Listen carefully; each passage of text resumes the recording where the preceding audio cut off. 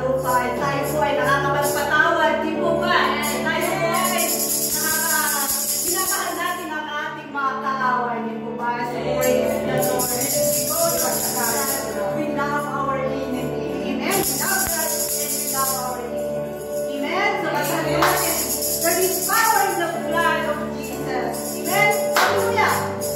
There is power, power, wonder working power in the blood of the Lamb. There is power, power, wonder working power in the precious blood of the Lamb.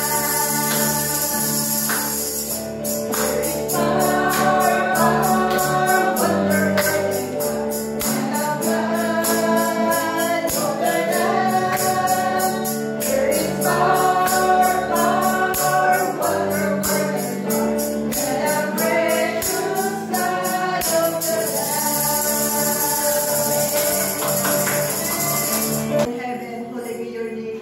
Thy kingdom come, thy will be done on earth as it is in heaven. Lord, maraming salamat sa katagumpayan ng aming gawain. Sa oras na ito, Lord, hallelujah, marami po kami natutunan. And Lord, we pray na kung ano man po ang aming natutunan, Lord, ito po ay manatili sa aming buhay. Ito po ay gagamitin po namin na maging ilaw at asin kung saan man po kami naroon in the mighty name of Jesus. Continue to bless the word that we have received, O Lord, na hindi po ito lalayo sa amin, kundi Lord, ito po ang aming gagamitin ng palangga sa mga kaaway po namin in Jesus' name. Sa aming pansamantalang paghihiwalay, Lord, continue to protect us, that let your blood will be upon us, O Lord. Cover us with your power of the blood in Jesus, that no work of evil can prosper in our lives. But Lord, lahat ng aming ginagawa, kami po ay nagtatagumpay dahil ikaw ang aming Diyos na may sa aming buhay, O Lord. Lalo-lalo na, O Lord, sa aming pag-ministry online man, offline, O Lord.